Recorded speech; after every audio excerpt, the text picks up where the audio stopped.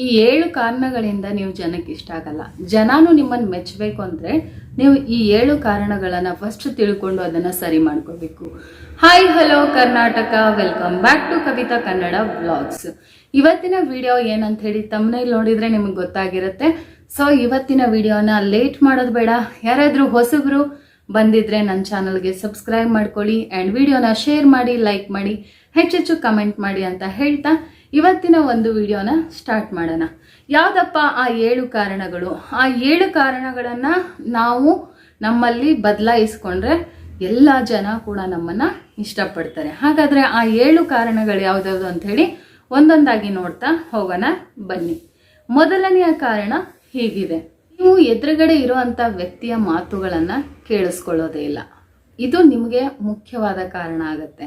ಯಾವಾಗಲೂ ಅಷ್ಟೇ, ನಮ್ಮ ಎದುರುಗಡೆ ವ್ಯಕ್ತಿ ಏನಾದರೂ ಮಾತಾಡ್ತಾ ಇದ್ದಾರೆ ಅಂದರೆ ಅದನ್ನು ಅಷ್ಟೇ ತಾಳ್ಮೆಯಿಂದ ಅವ್ರ ಮಾತು ಮುಗಿಯೋವರೆಗೂ ನಾವು ಸಹನೆಯಿಂದ ಕೇಳಿಸ್ಕೊಳ್ಳೋದನ್ನು ಕಲಿಬೇಕು.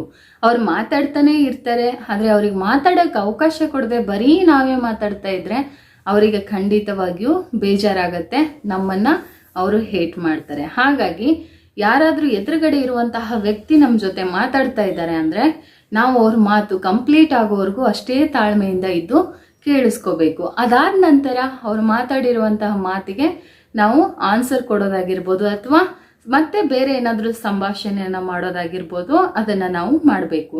ಈ ಒಂದು ಕಾರಣವನ್ನು ನೀವು, ಈ ಒಂದು ಸ್ಕಿಲ್ಲನ್ನು ನಿಮ್ಮ ಜೀವನದಲ್ಲಿ ನೀವು ಕಲಿತ್ರೆ ನಿಮ್ಮನ್ನು ಕೂಡ ಜನ ಇಷ್ಟಪಡ್ತಾರೆ. ಮೊದಲು ನಾವು ಬೇರೆಯವರ ಮಾತನ್ನು ಸಂಪೂರ್ಣವಾಗಿ ಕೇಳಿಸ್ಕೋಬೇಕು, ಅದಾದ ಮೇಲೆ ನಾವು ಮಾತಾಡಬೇಕು.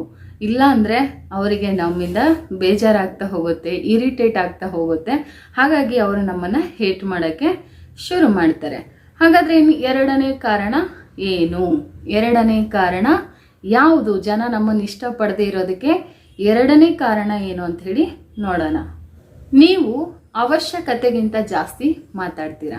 ಯಾವಾಗಲೂ ಅಷ್ಟೇ, ಯಾವುದೇ ವಿಷಯದಲ್ಲಾಗಲಿ ಅವಶ್ಯಕತೆಗಿಂತ ಜಾಸ್ತಿ ಮಾತಾಡಿದಾಗ ಏನಾಗುತ್ತೆ, ಬೇರೆಯವರಿಗೆ ಇರಿಟೇಟ್ ಆಗುತ್ತೆ, ಬೇರೆಯವರಿಗೆ ಅದು ಇಷ್ಟ ಆಗಲ್ಲ. ಸೊ ಏನು ಅವಶ್ಯಕತೆ ಇದೆಯೋ ಅಷ್ಟು ಮಾತುಗಳನ್ನು ನಾವು ಎದುರುಗಡೆ ಇರುವಂಥ ವ್ಯಕ್ತಿ ಜೊತೆ ಮಾತಾಡ್ತಾ ಹೋಗಬೇಕು. ಆವಾಗ ನಾವು ಅವರಿಗೆ ತುಂಬ ಪ್ರಿಯವಾಗಿ ಇರ್ತೀವಿ. ಯಾಕಂದರೆ ಮಾತು ಮಿತವಾಗಿ ಹಿತವಾಗಿ ಇರಬೇಕು. ಎಷ್ಟು ಮಾತಾಡ್ತೀವಿ ಅನ್ನೋದು ಇಂಪಾರ್ಟೆಂಟ್ ಆಗಲ್ಲ, ನಾವು ಏನು ಮಾತಾಡ್ತಿದ್ದೀವಿ ಅನ್ನೋದು ತುಂಬ ಇಂಪಾರ್ಟೆಂಟ್ ಆಗುತ್ತೆ. ಹಾಗಾಗಿ ನೀವು ಅವಶ್ಯಕತೆಗಿಂತ ಜಾಸ್ತಿ ಯಾರೊಟ್ಟಿಗೂ ಮಾತುಕತೆಯನ್ನು ಮಾಡಬೇಡಿ. ಅನಾವಶ್ಯಕ ಮಾತುಗಳು ಜಾಸ್ತಿ ಆದಾಗ ಎದುರುಗಡೆ ಇರುವಂಥ ವ್ಯಕ್ತಿಗೆ ನಮ್ಮ ಒಂದು ಹಾವಭಾವಗಳು ಇರಿಟೇಟ್ ಆಗೋಕ್ಕೆ ಶುರು ಆಗುತ್ತೆ. ಹಾಗಾಗಿ ಅವರು ನಮ್ಮನ್ನು ಹೇಟ್ ಮಾಡಲಿಕ್ಕೆ ಶುರು ಮಾಡ್ತಾರೆ.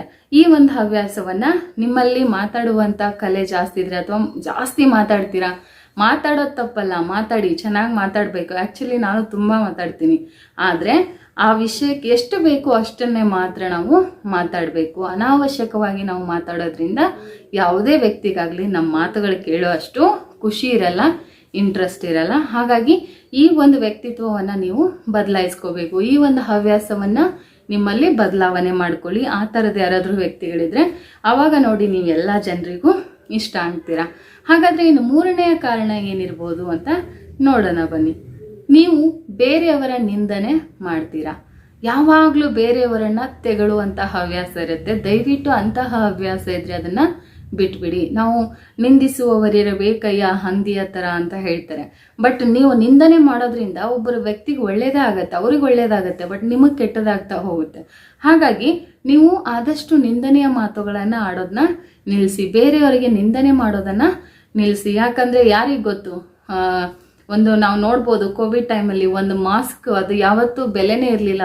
ಅದಕ್ಕೂ ಮುಂಚೆ ಎಲ್ಲೋ 10 ಜನ ಅದನ್ನು ಬಳಸ್ತಿದ್ರು, ಬಟ್ ಕೋಟ್ಯಾಂತರ ರೂಪಾಯಿ ಬೆಲೆ ಬಾಳುವಷ್ಟು ಮಾಸ್ಕ್ಗಳ ಮಾರಾಟ ಆಯಿತು. ಹಾಗೆ ಯಾವ ವ್ಯಕ್ತಿ ಯಾವಾಗ ಹೇಗೆ ಬೇಕಾದರೂ ಅವನ ಜೀವನ ಬದಲಾಗಬಹುದು. ಹಾಗಾಗಿ ನೀವು ಯಾರನ್ನು ನಿಂದನೆ ಮಾಡಬೇಡಿ. ನಿಂದನೆ ಮಾಡೋದ್ರಿಂದ ಅವರು ಒಂದು ಮಟ್ಟಕ್ಕೆ ಎತ್ತರಕ್ಕೆ ಬೆಳೀತಾರೆ ಹೊರತು ನಿಮಗದು ಮಹಾಪಾಪ ಆಗುತ್ತೆ. ಜನ ನಿಮ್ಮನ್ನು ಹೇಟ್ ಮಾಡ್ತಾ ಹೋಗ್ತಾರೆ. ಯಾವಾಗಲೂ ನಿಮ್ಮನ್ನು ನೀವೇ ಸರಿ ಅಂದ್ಕೊಂಡು ಅಥವಾ ನಿಮ್ಮ ಬಗ್ಗೆ ನೀವು ಹೊಗಳ್ಕೊಂಡು ಅಥವಾ ನೀವು ಮಾಡಿದ್ದೇ ಕರೆಕ್ಟು, ಬೇರೆಯವ್ರು ಮಾಡೋದೆಲ್ಲ ತಪ್ಪು ಅಂತ ಯಾವಾಗ ನೀವು ಬೇರೆಯವರನ್ನು ತೆಗಳೋಕೆ ಶುರು ಮಾಡ್ತೀರಾ ಅಥವಾ ನಿಂದನೆ ಮಾಡೋಕ್ಕೆ ಶುರು ಮಾಡ್ತೀರಾ, ಅದು ನಿಮ್ಮ ಎದುರುಗಡೆ ಇರುವಂಥ ವ್ಯಕ್ತಿಗೆ ಇಷ್ಟ ಆಗಲ್ಲ, ಸಂಬಂಧಿಕರಿಗೆ ಇಷ್ಟ ಆಗಲ್ಲ. ಹಾಗಾಗಿ ನಿಮ್ಮಿಂದ ಒಂದು ಸಂಬಂಧಗಳು ದೂರ ಆಗ್ತಾ ಹೋಗ್ತವೆ. ಹಾಗಾಗಿ ನೀವು ಯಾರನ್ನು ನಿಂದನೆಯನ್ನು ಮಾಡಬೇಡಿ. ಇನ್ನು 4ನೆಯ ಕಾರಣ ಏನು ಅಂತ ನೋಡೋಣ. ಮನುಷ್ಯ ಅಂದಮೇಲೆ ಎಲ್ಲರೂ ತಪ್ಪು ಮಾಡ್ತಾರೆ. ನೀವೇನು ಮಾಡ್ತೀರಾ, ನೀವು ಮಾಡಿರುವಂಥ ತಪ್ಪುಗಳನ್ನು ಒಪ್ಕೊಳ್ಳೋಕ್ಕೆ ತಯಾರಿರೋದಿಲ್ಲ. ಸೊ ಅದು ಜನರಿಗೆ ಇರಿಟೇಟ್ ಆಗುತ್ತೆ.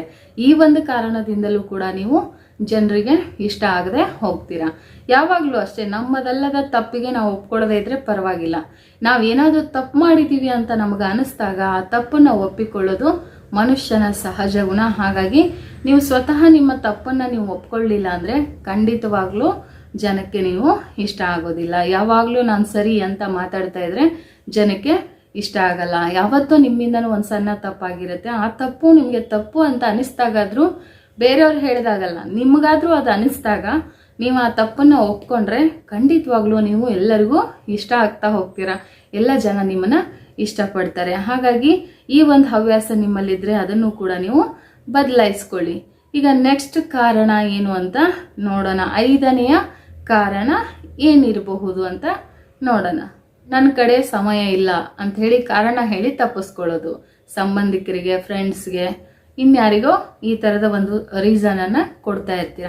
ಖಂಡಿತವಾಗಿಯೂ ಕೊಡಬೇಡಿ. ಯಾಕಂದರೆ ನಿಮ್ಮ ಹತ್ರ ಸಮಯ ಇದ್ದಾಗ ಆ ಸಂಬಂಧಗಳು ನಿಮ್ಮ ಜೊತೆಗೆ ಉಳಿಯೋದಿಲ್ಲ.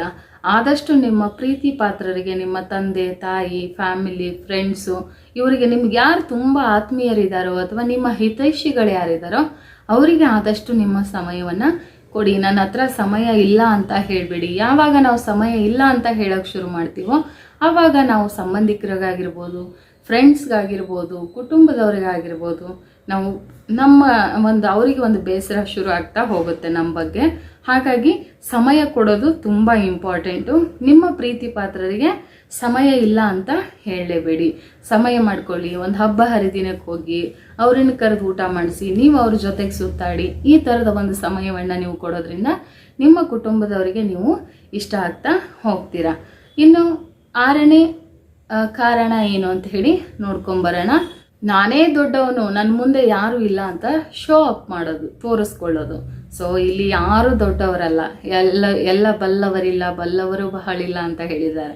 ಯಾವುದೇ ಒಂದು ವಿಷಯದಲ್ಲಿ ನಮಗೂ ಎಷ್ಟೋ ವಿಷಯಗಳು ಗೊತ್ತಿರೋದಿಲ್ಲ. ಹಾಗಾಗಿ ನಾನೇ ದೊಡ್ಡವರು, ನಾನೇ ಸರಿ ಅಂಥೇಳಿ ಯಾವತ್ತೂ ಶೋ ಅಪ್ನ ಮಾಡೋಕ್ಕೆ ಹೋಗಬೇಡಿ. ಇಲ್ಲ, ನಾನು ಇನ್ನೂ ಚಿಕ್ಕವನು, ನಾನು ತಿಳ್ಕೊಬೇಕಾಗಿದ್ದು ಎಷ್ಟೊಂದಿದೆ, ನಾನು ಕಲಿಬೇಕು, ನಾನು ಅಲ್ಪಜ್ಞಾನಿ, ನಾನು ತಿಳ್ಕೋಬೇಕು, ನಾನು ಇನ್ನೂ ಪ್ರಪಂಚವನ್ನು ನೋಡಬೇಕು, ನನಗಿನ್ನೂ ನಾಲೆಜ್ ಕಮ್ಮಿ ಇದೆ, ಈ ಥರ ನೀವು ಅಂದ್ಕೊಂಡ್ರೆ ಮಾತ್ರ ನೀವು ಜನಗಳಿಗೆ ಇಷ್ಟ ಆಗ್ತಾ ಹೋಗ್ತೀರಾ. ಎಲ್ಲೋ ಅಲ್ಪ ಸ್ವಲ್ಪ ತಿಳ್ಕೊಂಬಿಟ್ಟು ನಾನೇ ದೊಡ್ಡವನು, ನಾನೇ ಶ್ರೇಷ್ಠ, ನನಗೆಲ್ಲ ಗೊತ್ತಿದೆ ಅಂತ ಹೇಳಿ ನೀವೇನಾದರೂ ಶೋ ಅಪ್ ಮಾಡಿದರೆ ಖಂಡಿತವಾಗ್ಲೂ ಸಂಬಂಧಿಕರಿಗಾಗಿರ್ಬೋದು, ರಿಲೇಷನ್ಗಾಗಿರ್ಬೋದು, ಸಂಬಂಧಿಕರಿಗಾಗಿರ್ಬೋದು, ಫ್ರೆಂಡ್ಸ್, ಫ್ಯಾಮಿಲಿ ಯಾರಿಗೂ ಕೂಡ ನೀವು ಇಷ್ಟ ಆಗೋದಿಲ್ಲ. ಹಾಗಾಗಿ ನೀವು ಯಾವಾಗಲೂ ಅಲ್ಪಜ್ಞಾನಿಗಳ ಥರ ನಿಮ್ಮ ಸಾಧನೆ ಇರಬೇಕು. ನಾನು ಇನ್ನೂ ಕಲಿಯೋದು ಎಷ್ಟೊಂದಿದೆ ಗುರು, ನಾನು ತಿಳ್ಕೊಳ್ಳೋದು ಎಷ್ಟೊಂದಿದೆ ಭೂಮಿ ಮೇಲೆ, ನಾನೇನೂ ತಿಳ್ಕೊಂಡಿಲ್ಲ, ನಾನು ಅಲ್ಪಜ್ಞಾನಿ ಅಂತ ಯಾರು ಬದುಕ್ತಿರೋ ಅವ್ರು ನಿಜವಾಗ್ಲೂ 100 ಜನಕ್ಕೆ ನೀವು ಇಷ್ಟ ಆಗ್ತಾ ಹೋಗ್ತೀರಾ.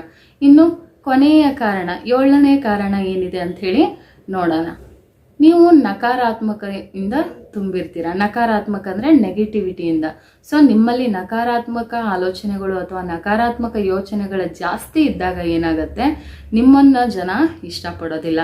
ಅವನ ಹತ್ರ ಹೋದರೆ ಬರೀ ಯಾವಾಗಲೂ ಡಿಗ್ರೇಡ್ ಮಾಡ್ತಾನೆ ಅಥವಾ ಡಾಮಿನೇಟ್ ಮಾಡ್ತಾನೆ, ಬರೀ ನೆಗೆಟಿವ್ ಆಗೇ ಮಾತಾಡ್ತಾನೆ, ಪಾಸಿಟಿವ್ ಇಲ್ಲ ಅವನ ಹತ್ರ, ಪಾಸಿಟಿವ್ ವೈಬ್ಸ್ ಬರಲ್ಲ, ಅವನ ಮಾತಲ್ಲಿ ಪಾಸಿಟಿವಿಟಿ ಇಲ್ಲ, ಬರೀ ಕೆಟ್ಟದ್ದೇ ಯೋಚನೆ ಮಾಡ್ತಾನೆ, ಕೆಟ್ಟ ಆಲೋಚನೆಗಳಲ್ಲೇ ಇರ್ತಾನೆ ಅಂಥೇಳಿ ಜನ ಏನು ಮಾಡ್ತಾರೆ, ನಿಮ್ಮನ್ನು ದೂರ ಮಾಡೋಕ್ಕೆ ಶುರು ಮಾಡ್ತಾರೆ. ಯಾವಾಗ ನೀವು ಒಬ್ಬರನ್ನ ಡಿಗ್ರೇಡ್ ಮಾಡೋದು ಬಿಟ್ಟು ಮತ್ತು ನೀವು ಪಾಸಿಟಿವ್ ಆಗಿ ಯಾವಾಗ ಇರ್ತೀರೋ, ನಿಮ್ಮ ಮಾತುಗಳು, ನೀವು ನಡ್ಕೊಳ್ಳುವಂಥ ರೀತಿ ಯಾವಾಗ ಪಾಸಿಟಿವ್ ಆಗಿರುತ್ತೋ ಆವಾಗ ಜನ ನಿಮ್ಮ ಹತ್ರ ಇರುವೆ ಥರ ಮುತ್ಕೊಳ್ತಾರೆ. ಹಾಗಾಗಿ ನಿಮ್ಮಲ್ಲಿರುವಂತಹ ನಕಾರಾತ್ಮಕ ಭಾವನೆಯನ್ನು ತೊಲಗಿಸಿ ಸಕಾರಾತ್ಮಕವಾದಂಥ ಆಲೋಚನೆಗಳನ್ನು ನಿಮ್ಮ ಜೀವನದಲ್ಲಿ ಅಳವಡಿಸ್ಕೊಳ್ಳಿ. ಈ 7 ಹವ್ಯಾಸಗಳು ಈ 7ರಲ್ಲಿ ಎಲ್ಲರಲ್ಲೂ ಇರಲ್ಲ. ಈ 7 ಕೆಟ್ಟ ಹವ್ಯಾಸಗಳಲ್ಲಿ ಯಾವುದೋ ಒಂದು ಹವ್ಯಾಸ ನಿಮ್ಮಲ್ಲಿದ್ದರೆ ಖಂಡಿತ ಅದನ್ನು ದೂರ ಮಾಡಿ ನೀವು ಜನಕ್ಕೆ ಹತ್ತಿರ ಆಗ್ತೀರಾ, ಸಂಬಂಧಿಕರಿಗೆ ಹತ್ತಿರ ಆಗ್ತೀರಾ, ಕುಟುಂಬದವರಿಗೆ ಹತ್ತಿರ ಆಗ್ತೀರಾ, ಸ್ನೇಹಿತರಿಗೂ ಕೂಡ ಹತ್ರ ಆಗ್ತೀರಿ. ಎಲ್ಲರೂ ನಿಮ್ಮನ್ನು ಇಷ್ಟಪಡಬೇಕಂದ್ರೆ ಈ 7 ಗುಣಗಳನ್ನು ನೀವು ನಿಮ್ಮ ಜೀವನದಲ್ಲಿ ಅಳವಡಿಸ್ಕೊಂಡಿರಬೇಕು. ಇದರಲ್ಲಿ ಯಾವುದೋ ಒಂದು ಕೆಟ್ಟ ಗುಣ ಹವ್ಯಾಸವಾಗಿ ನಿಮ್ಮಲ್ಲಿ ಉಳ್ಕೊಂಡಿರುತ್ತೆ. ಅಂತಹ ಒಂದು ಗುಣವನ್ನು ಇವತ್ತೇ ನೀವು ಈ ವಿಡಿಯೋ ನೋಡಿದ ತಕ್ಷಣನೇ ಡಿಲೀಟ್ ಮಾಡಿ. ಸೊ ಈ 7 ಕಾರಣಗಳಿಂದ ಜನ ನಿಮ್ಮನ್ನು ದೂರ ಮಾಡ್ತಾರೆ, ಜನ ನಿಮ್ಮನ್ನು ಇಷ್ಟಪಡೋದಿಲ್ಲ. ಹಾಗಾಗಿ ಈ 7 ಕಾರಣಗಳನ್ನು ನೀವು ಸರಿಯಾಗಿ ನಿಮ್ಮ ಜೀವನದಲ್ಲಿ ಒಂದು ಒಳ್ಳೆ ಹವ್ಯಾಸವಾಗಿ ನೀವು ಅನುಸರಿಸ್ತಾ ಬಂದರೆ ಖಂಡಿತವಾಗ್ಲೂ ನಿಮ್ಮ ಸುತ್ತಮುತ್ತ ಇರುವಂಥ ಎಲ್ಲ ಜನರಿಗೂ ನಿಮ್ಮನ್ನು ಕಂಡ್ರೆ ಪ್ರೀತಿ ಬರುತ್ತೆ, ನಿಮ್ಮನ್ನು ನೋಡಿದರೆ ಖುಷಿ ಆಗತ್ತೆ, ನಿಮ್ಮನ್ನು ಮಾತು ಕೇಳಿದರೆ ಇನ್ನೂ ಕೇಳಬೇಕು ಅನಿಸುತ್ತೆ, ನೀವು ಮಾತಾಡ್ತಾ ಇದ್ರೆ ಕೇಳಬೇಕು ಅನ್ಸೋಕೆ ಶುರು ಆಗುತ್ತೆ. ಹಾಗಾಗಿ ಈ 7 ಅಂಶಗಳನ್ನು ನೀವು ನಿಮ್ಮ ಜೀವನದಲ್ಲಿ ಅಳವಡಿಸ್ಕೊಳ್ಳಿ. ನನ್ನ ಜೀವನದಲ್ಲಿ ಈ 7 ಕಾರಣಗಳನ್ನು ನಾನು ಚೆನ್ನಾಗಿ ಅಳವಡಿಕೆ ಮಾಡ್ಕೊಂಡಿದ್ದೀನಿ. ಹಾಗಾಗಿ ನಾನು ಖುಷಿಯಾಗಿದ್ದೀನಿ. ನನ್ನ ಸುತ್ತಮುತ್ತ ನನಗೆ ಜನ ಜಾಸ್ತಿ ನನ್ನನ್ನು ಇಷ್ಟಪಡ್ತಾರೆ ಅಂದರೆ ಅದಕ್ಕೆ ಕಾರಣ ಈ 7 ಕಾರಣಗಳು. ಹಾಗಾಗಿ ನಾನು ನನ್ನ ಒಂದು ಎಕ್ಸ್ಪೀರಿಯನ್ಸ್ನ ನಿಮ್ಮ ಹತ್ರ ಶೇರ್ ಮಾಡ್ತಾ ಇದ್ದೀನಿ. ನಾನು ಅದನ್ನು ಪ್ರಯೋಗ ಮಾಡದೆ ನಿಮ್ಮ ಹತ್ರ ನಾನು ಯಾವುದನ್ನು ಶೇರ್ ಮಾಡಲ್ಲ. ಜನ ನಿಮಗೆ ಆಕರ್ಷಿತರಾಗಬೇಕು ಅಥವಾ ಜನ ಯಾವಾಗಲೂ ನಿಮ್ಮನ್ನು ಇಷ್ಟಪಡಬೇಕು, ನಿಮ್ಮ ಕೆಲಸಗಳನ್ನು ಮೆಚ್ಚಬೇಕಂದ್ರೆ ಈ 7 ಹವ್ಯಾಸಗಳನ್ನು ನೀವು ತಪ್ಪದೆ ನಿಮ್ಮ ಜೀವನದಲ್ಲಿ ಅಳವಡಿಸ್ಕೊಳ್ಳಿ. Thank you for watching. ಯಾರಾದರೂ ಸಬ್ಸ್ಕ್ರೈಬ್ ಆಗಿಲ್ಲ ಅಂದರೆ ನನ್ನ ಚಾನಲ್ಗೆ ಸಬ್ಸ್ಕ್ರೈಬ್ ಮಾಡಿ, ಈ ವಿಡಿಯೋನ ಹೆಚ್ಚೆಚ್ಚಾಗಿ ಶೇರ್ ಮಾಡಿ. ಆ್ಯಂಡ್ ಈ ವಿಡಿಯೋಗೆ ಒಂದು 500 ಲೈಕ್ಸ್ ಆದರೂ ಬರೋ ಹಾಗೆ ಲೈಕ್ಸ್ ಕೊಡೋದನ್ನು ಮರಿಬೇಡಿ. Thank you so much. ಮತ್ತೆ ಸಿಗ್ತೀನಿ ಇದೇ ಥರ ಒಳ್ಳೊಳ್ಳೆ ವಿಡಿಯೋಗಳ ಮುಖಾಂತರ ಆ್ಯಂಡ್ ಇಂಟ್ರೆಸ್ಟಿಂಗ್ ವ್ಲಾಗ್ಸ್ಗಳ ಮುಖಾಂತರ. ಅಲ್ಲಿವರೆಗೂ ಟೇಕ್ ಕೇರ್, ಬಾಯ್ ಬಾಯ್, ನಮಸ್ಕಾರ.